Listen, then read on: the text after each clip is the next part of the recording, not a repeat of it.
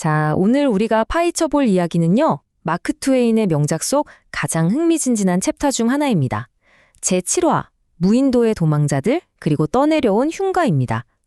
폭력적인 아버지를 피해서 심지어 자기가 강도를 당해 죽은 것처럼 철저하게 위장까지 하고 무인도인 잭슨 섬으로 숨어든 소년, 허크의 이야기죠. 허크는 이제 완벽하게 혼자라고 이 고독한 섬이 완벽한 도피처라고 생각했을 겁니다.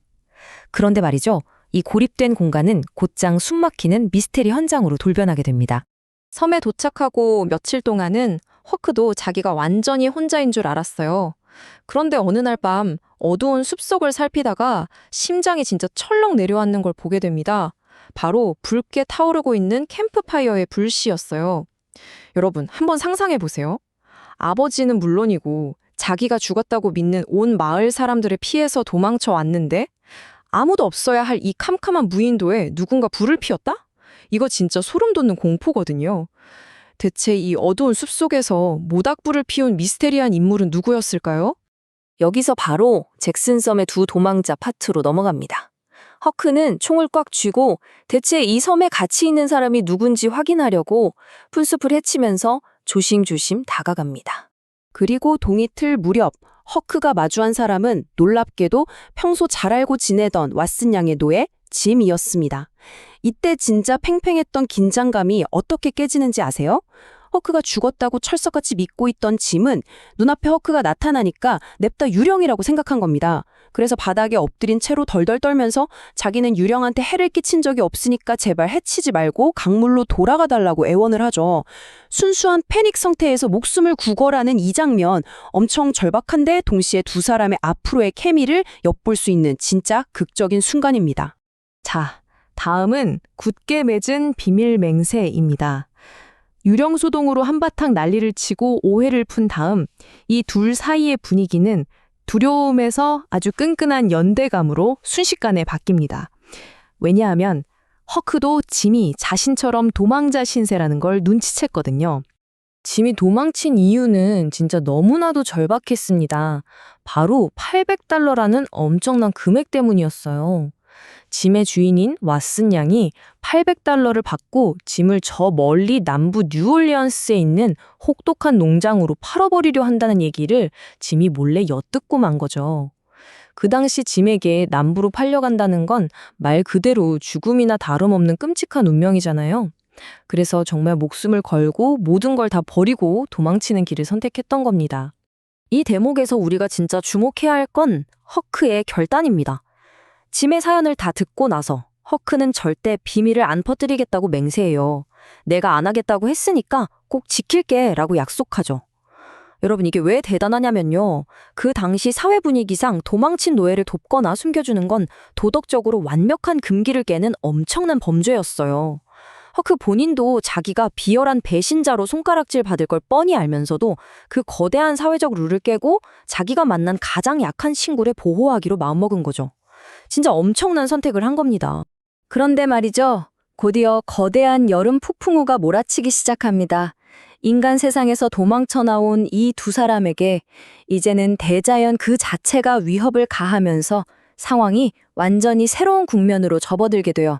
어느 날 밤 진짜 말도 안 되게 맹렬한 여름 폭풍이 이 지역을 덮칩니다. 번개가 쉴 새 없이 치고 비가 억수같이 쏟아지면서 그 거대한 미시시피 강수위가 미친 듯이 올라가기 시작해요. 결국 이들의 유일한 은신처였던 잭슨 섬마저 물에 잠기기 시작하고 강물은 커다란 통나무나 부서진 집 잔해들 그리고 언제 어떻게 덮칠지 모르는 온갖 위험한 쓰레기들을 하류로 마구잡이로 휩쓸어 보냅니다. 바로 다음 강물을 타고 온 흉가입니다. 물을 피해서 높은 지대, 동굴로 대피해 있던 두 사람 앞으로 캄캄한 어둠을 뚫고 진짜 섬뜩하고 기괴한 물건 하나가 떠내려옵니다. 이게 얼마나 압도적이고 숨막히는 상황인지 한번 머릿속으로 그려보세요. 동트기 직전이라 앞은 제대로 보이지도 않는 아주 새까만 어둠 속인데 죽은 듯이 고요한 물 위로 기울어진 2층집 프레임 하나가 미끄러지듯이 슥 떠내려오는 겁니다.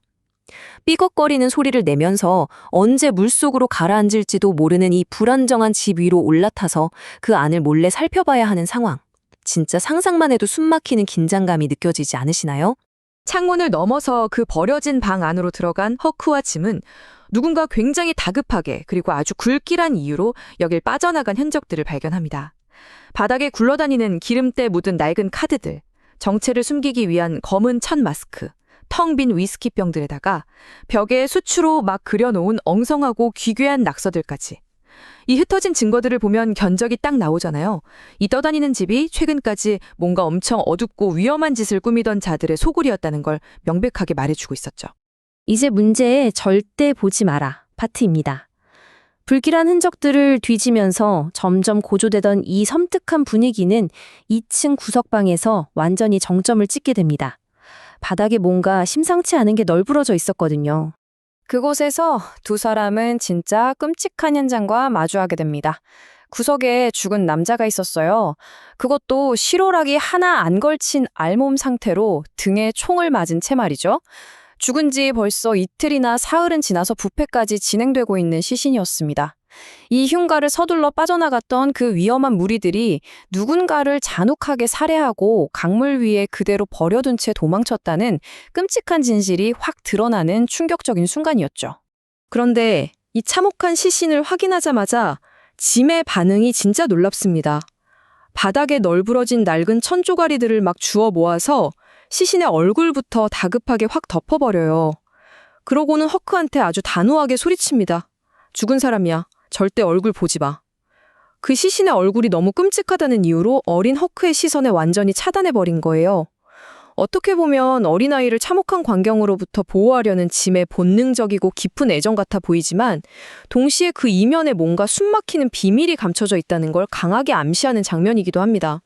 자, 오늘 우리가 함께 파헤쳐본 이 섬뜩한 에피소드는 여러분께 가장 소름 돋는 질문을 하나 던지면서 끝이 납니다.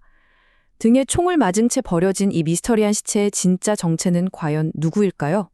그냥 흔한 강도 사건의 피해자일까요? 그리고 짐은 그 시체의 얼굴에서 대체 뭘 확인했길래 허크가 절대 보지 못하도록 그렇게 필사적으로 가리고 경고해야만 했을까요?